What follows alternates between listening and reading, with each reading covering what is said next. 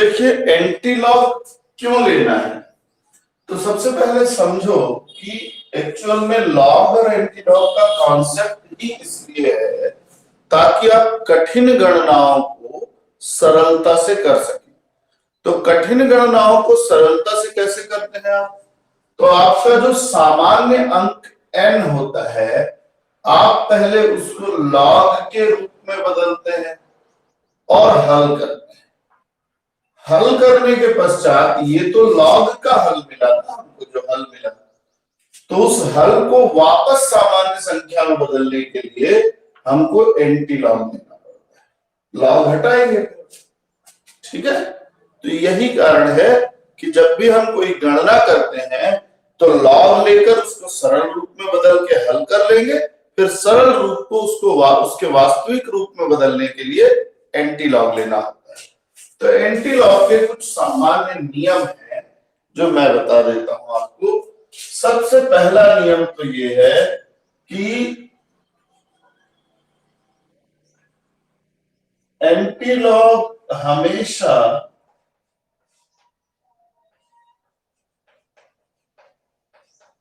दशमलव के बाद के अंकों का लिया जाता है।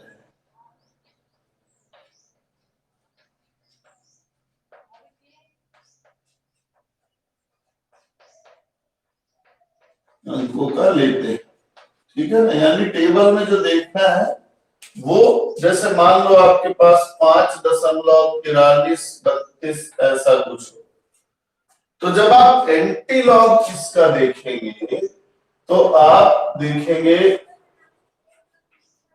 एंटी लॉग 43 के 3 का मीन डिफरेंस 2। देखने का तरीका बिल्कुल लॉग जैसा है।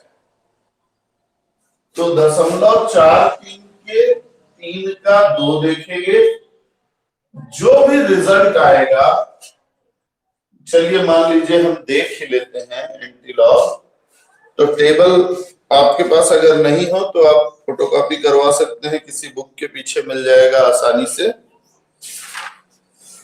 और मैं आपको बता देता हूं। तो एंटी लॉग मान लीजिए हम देख रहे हैं 43 का 3, 2710 का 2, 1, 27, 11। तो ये आया हमारा 27, 11। तो हमेशा 4 में से सबसे पहले अंक के बाद दशमलव लगाएंगे। रिजल्ट लिखने का तरीका,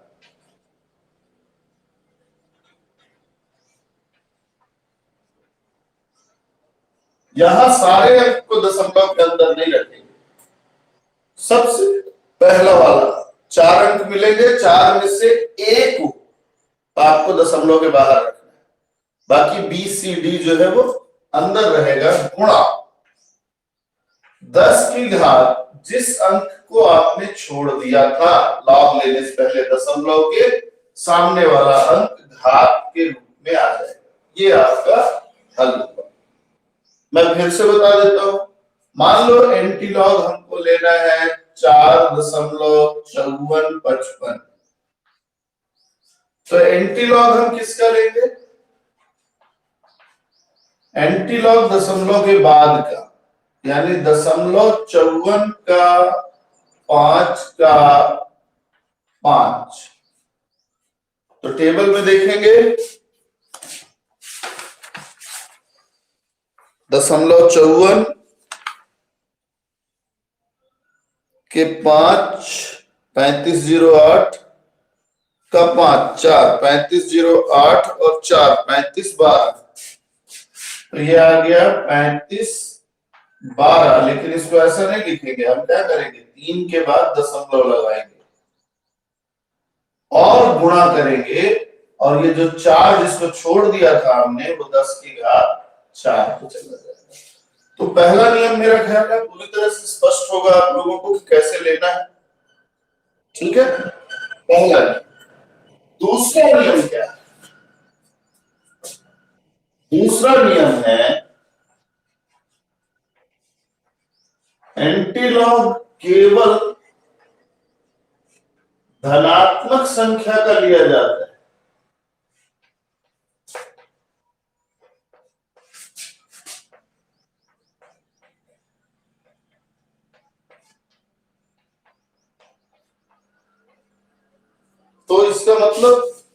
इसका मतलब अगर आपको ऐसा अंक दिया है कि -7.1113 ऐसा दिया हुआ है, या 1613 ऐसा दिया, अब अगर आपको इसका एंटीलॉग लेना है तो इस रूप में आप सीधे सीधे एंटीलॉग नहीं ले सकते, ऋण चिन्ह सामने लगा हुआ है। सामने लगा हुआ ऋण चिन्ह बताता है कि ये पूरा अंक ऋणात्मक है। इस ऋणात्मक में से हमको एंटीलॉग दशमलव बस का लेना है, तो हमको दशमलव को किसी तरह से धन में बदलना पड़ेगा। कैसे बदलेंगे? तो इसको दो हिस्सों में तोड़ लेते हैं, -7 -0.1613 चलेगा? ऐसा कर सकते हैं ना, दशमलव को अलग कर दिया, पूर्णांक को अलग कर दिया, और धने ऋणे धने ऋणे ऋण वाले को एक को ऋण वाले पूर्णांक के साथ जोड़ दीजिए तो यह आ जाएगा ऋण 8, और धन 1 है और ये ऋण है, इनकी संक्रिया कराइए तो एक को आप लिख सकते हैं 1.0000 और ऋण हो जाएगा 0.1613। 10 में से 7 जाएगा, 10 में से 3 जाएगा 7, 2 जाएगा 8, 7 जाएगा 3, 2 जाएगा 8 दशमलव, ये धन में आ गया।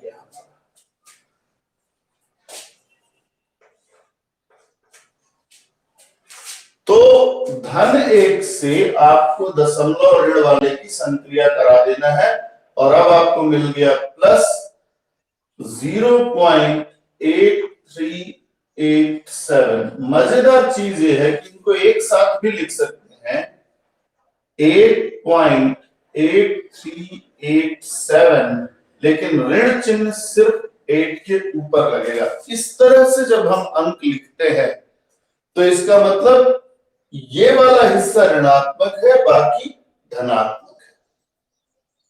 तो आप अब लॉग एंटीलॉग ले सकते हैं। आपको एंटीलॉग लेना है 0.83 के 8 का 7, तो 0.83 के 8 68 87 का 7 11, तो ये हो गया 68 98। तो लिखेंगे 68 98, एक अंक के बाद दशमलव, गुणा 10 की घात ऋण।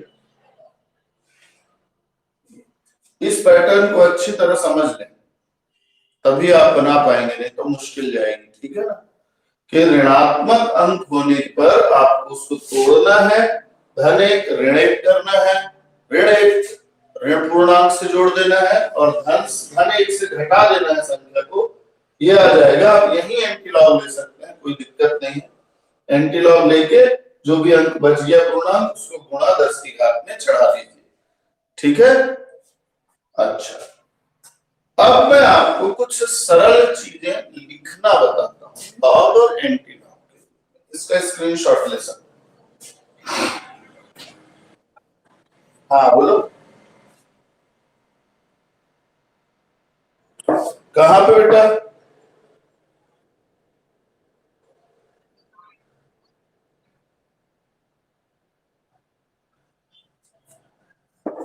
ये वाला देखो, ऊपर क्या लिखा हुआ है, एंटीलॉग हमेशा दशमलव के बाद के अंक का लेते हैं। तो जब आपके पास 5.4332 है, तो आप एंटीलॉग सिर्फ कितने का लोगे? इसका लोगे, इसको छोड़ दोगे। ठीक है ना, और इसको टेबल देखने का तरीका तो बता दिया था मैंने कि 0.43 एंटीलॉग के टेबल में 0.43 का 3 देखेंगे, और मीन डिफरेंस क्या देखेंगे? 2। जोड़ के जो रिजल्ट आएगा उसको लिखते समय ये बात ध्यान रखना है कि उसमें से सामने वाले अंक को दशमलव के बाहर लिखना है, बाकी अंक को दशमलव के अंदर। अब अगर दशमलव के सामने 0 के अलावा कोई अंक है तो उसको गुणा 10 की घात के रूप में चढ़ा देंगे, जिसका हमने एंटीलॉग नहीं लिया है। समझ में आई बात? ठीक है। ऐसे ही ये दूसरा उदाहरण, ये उदाहरण 1 था, ये उदाहरण 2 है। 2 उदाहरण मैंने इसके दिए, इसमें लंबा है इसलिए एक ही उदाहरण दिया कि मान लो आप, अब दूसरा नियम क्या है, एंटीलॉग केवल धनात्मक संख्या का लिया जाता है, ऋणात्मक का नहीं लेते हैं। पर हल करते समय आपके पास ऋण भी आ सकता है, ये ऋण में है तो कैसे करेंगे, इसको तोड़ के लिखेंगे, फिर +1 -1 लिखेंगे, उसके बाद -1 को पूर्णांक के साथ जोड़ देंगे तो -7 -1 -8 हो जाएगा। धन 1 से इस ऋण वाले दशमलव को घटाएंगे, ये मैंने घटाया हुआ है, जो आया वो लिख देंगे। इनको एक साथ लिखने का जो तरीका है, थोड़ा अच्छे मैथ्स में जब आप जाओगे तो आप पाओगे कि एक ही अंक में आधा हिस्सा धन लिख सकते हैं और आधा हिस्सा ऋण। तो कैसे करते हैं, ऋण के ऊपर ऐसा चिन्ह लगा देते हैं बार का, तो इससे ये पता चलता है कि ये 8 ऋण है, बाकी अंक धनात्मक है। तो धनात्मक का एंटीलॉग उसी तरीके से ले लेंगे और ऋण 8 को घात के रूप में चढ़ा देंगे। ठीक, अब मैं कुछ और बताता हूं, ध्यान से देखें।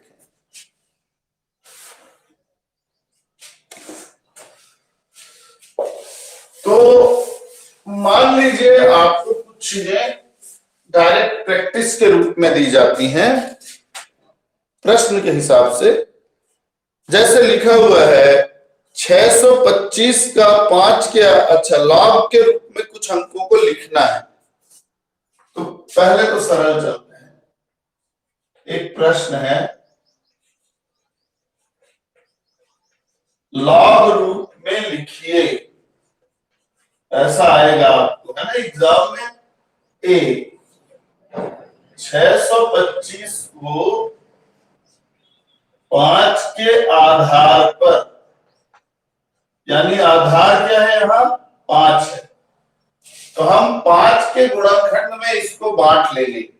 5 के गुणनखंड में जब आप 625 को बांटते हैं तो आप चाहें तो 625 ऐसे लिख के 5 से भाग देना शुरू कीजिए। 5 एकम 5, 5 दूनी 10, 5 पंचे 25, 5 दूनी 10, 5 पंचे 25, 5 पंचे 25 और 5, तो 625 जो है ये हो गया 625 बराबर हम लिख सकते हैं 5 गुणा 5 गुणा 5 गुणा 5, या 625 बराबर लिख सकते हैं हम 5 की घात 5, आधार 5, घात 5 और मूल संख्या क्या है 625।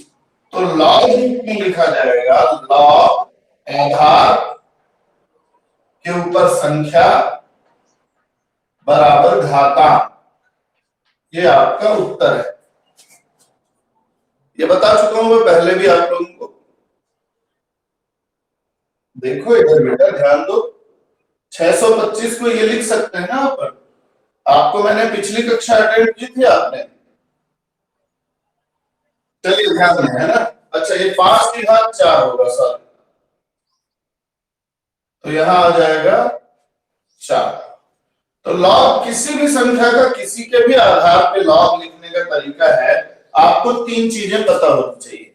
क्या क्या पता होनी चाहिए, संख्या क्या है, आधार क्या है और घातांक क्या है। तो यहां तीनों चीज पता है, संख्या है 625, आधार है 5 क्योंकि प्रश्न में दिया 5 के आधार पे, और घातांक कितना है 4। ये देखो 5 गुणा 5 गुणा 5 गुणा 5। अब जब हम लॉग के रूप में लिखते हैं तो लॉग आधार लिखेंगे ही लिखेंगे छोटा सा, आधार के ऊपर लिखेंगे संख्या और बराबर क्या हो जाता है घात। ये लॉग का तरीका है। तो यहां संख्या है 625, आधार है 5, घातांक है 4। आधार 5, संख्या 625 बराबर घात 4। खत्म। एक और उदाहरण देता हूं तो बात समझ में आएगी शायद।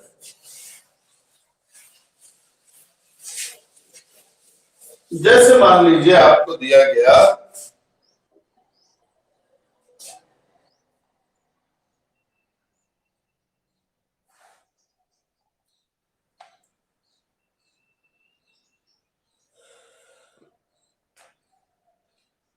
एक बटा 36 का 6 के, अभी छोड़ दीजिए इसको, 729 का 9 के आधार पर। दूसरा उदाहरण है 729 का 9 के आधार पर। तो आधार क्लियर है, 9 है, और संख्या हमारी ये है। दो चीज मिल गई, घातांक निकालना है।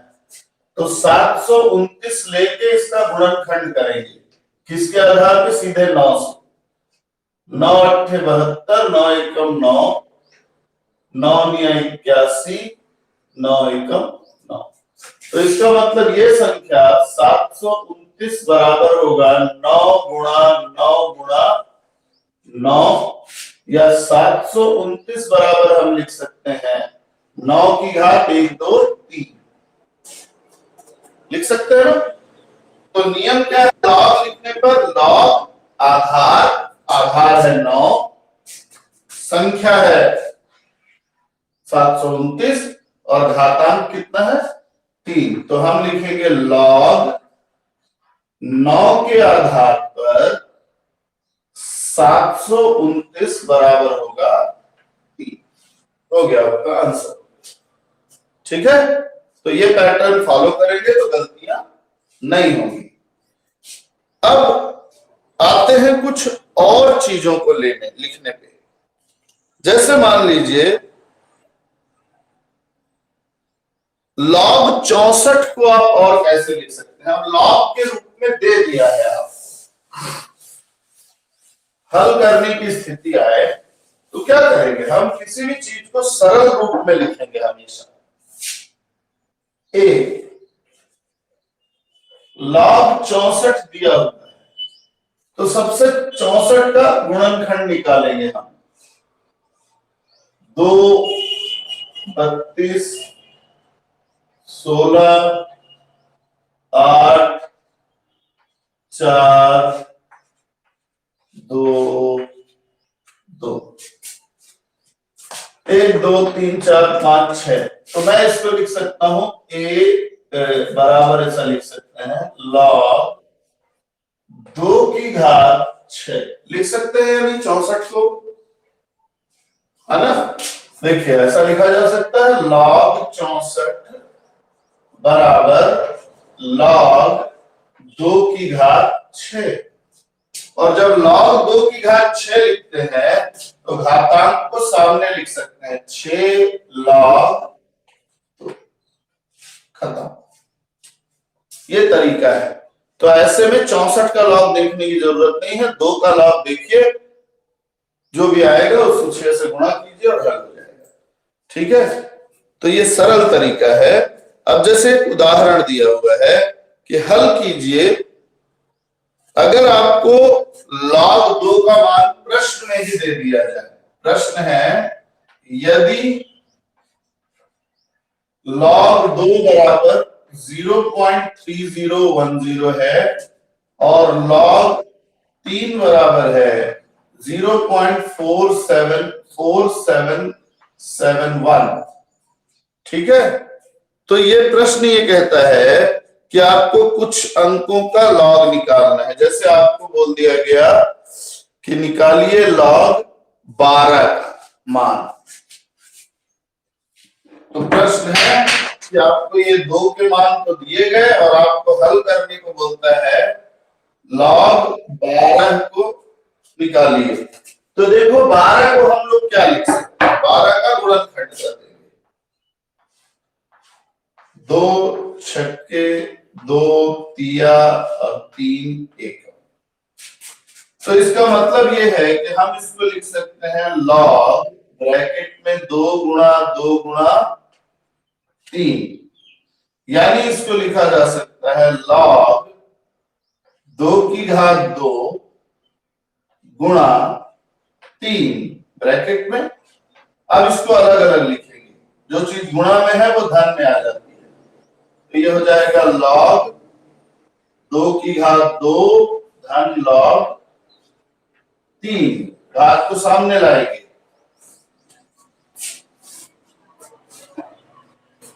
तो ये हो जाएगा 2 log 2 धन log 3। अब log 2 का मान दिया हुआ है, क्या है मान भाई 0.3010 प्लस log 3 का मान भी दिया हुआ है 0.4771। इसको हल करेंगे तो ये आ जाएगा 0.6020 प्लस 0.4771 जोड़ देंगे 197 6 4 10 0 1। ये हल हो गया हमारा, है ना। किसी को भी सरल रूप में बदलना है, तो ये तो सिंपल तरीके हुए लॉगरिदम के। अब अगर मान लो आपको कुछ थोड़ा कठिन लॉग भी लेना पड़े, एंटी लॉग भी लेना पड़े, तब कैसे हल करें? इसका स्क्रीनशॉट ले लें, बाद में आप देखते रहेंगे तो आपको सहूलियत होगी।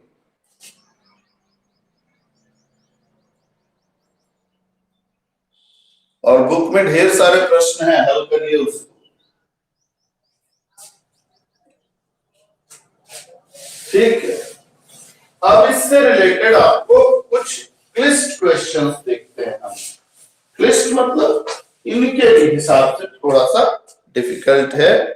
जैसे दिया हुआ है, लघुगणक की सहायता से 815.4, देखिए लॉग का इस्तेमाल कहां होता है। प्रश्न है लॉग की सहायता से हल कीजिए।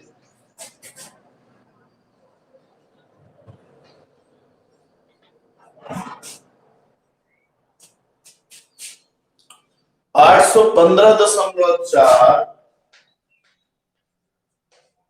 गुणा 26.17।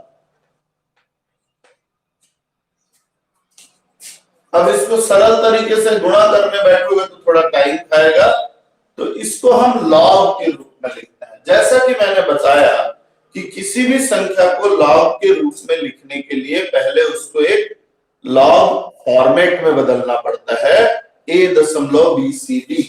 तो इसको हम हल करना शुरू करते हैं, तो इसको ले लेंगे, 0.2 अंक आगे आ जाएगा, तो ये हो जाएगा 8.154 गुणा 10 की घात 2 गुणा 2.617 गुणा 10 की घात 1 या 10। अब इनको 10 के 10 को एक साथ कर देते हैं, तो ये आ जाएगा 8.154 गुणा 2.617 गुणा 10 की घात 2 और 1 3। अब हम लेंगे इसका लॉग, तो लॉग हो जाएगा 8.154 गुणा की जगह plus log 2.617 plus 3 log 10। Table में देखेंगे 81 के 5 का 4। जब आप टेबल ओपन करेंगे लॉग देखना है ना, एंटी लॉग नहीं देखना, बहुत सारे लोग गड़बड़ा जाते हैं। तो लॉग में 81 के 5 का 4, तो 81 के 5 यानी 91 12 का 4 91 14, तो ये हो गया 0.9114 प्लस 26 का 1 का 7। टेबल में देखेंगे 26 का 1 4 1 6 6 का 7 11 है, तो 4 1 7 7 हो जाएगा, तो ये हो गया 4 1 7 7 धन 10 का log 1 होता है, तो ये 3 आएगा। अब इसको जोड़ देंगे हम। तो जोड़ने का तरीका अक्सर लोग गलतियां करते हैं, इसलिए आप ये गलती न करें। तो आप एक सीक्वेंस में लिख लें। 3 को लिखेंगे 3.0000, इसके बाद आप लिख लीजिए 0.9114 और 0.4177। अब जोड़िए, 7 4 11, हाथ में आई 1, 8 1 9, 2 9 4 13 की 3, हाथ में आई 1 और ये 4, 4.3291।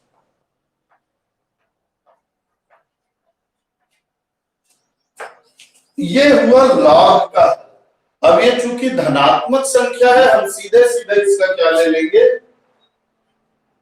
Anti log. और अभी अभी मैंने बताया कि एंटी लॉग हम दशमलव के अंदर का देंगे, 0.32 के 9 का 1, 0.32 टेबल में मिल जाएगा का 9, 21 33 का 1 0 21 33, तो 21 33, एक अंक के बाद दशमलव लगाया, गुणा का लगाया, 4 बच गया है, 10 की घात 4। आप चाहे तो ऐसा लिख सकते हैं, या अगर पूरा ओपन करेंगे तो 21330, ये आपका उत्तर है। ठीक, ये उत्तर हमेशा लगभग में होता है, 100% सही नहीं होता, 99.99% सही होता है। तो ये आपका लॉग की सहायता से किसी प्रश्न को हल करने की विधि है कि पहले अंकों को लॉग रूप में बदला, घातांक को सही तरीके से सेट किया, फिर लॉग लगाया, लॉग लिया, लॉग को जोड़ के हल किया, देखा धनात्मक ही है, ठीक है, तो एंटी लॉग ले लिया, एंटी लॉग को सरल कर दिया, आंसर आ गया। ठीक है, आप बड़ी से बड़ी संख्या, बड़े से बड़े रूट, भाग, गुणा सब इसी तरीके से कर सकते हैं। तो ये है लॉग का फॉर्मेट। आप इसको प्रिपेयर कीजिए, मैं कल आपसे इससे रिलेटेड डाउट्स पूछूंगा, आपको लॉग में क्या दिक्कतें हैं, क्या परेशानी है, और परसों हम इसका टेस्ट लेंगे। ठीक है, तो प्रिपेयर हो जाइए, अच्छी तरह बुक से भी देख लीजिए, मैं वीडियो भेज दूंगा, और नहीं तो टीचमेंट पे इसका वीडियो आ गया है, आप वहां से भी देख सकते हैं, मैं अपलोड कर दूंगा इसको। ठीक है।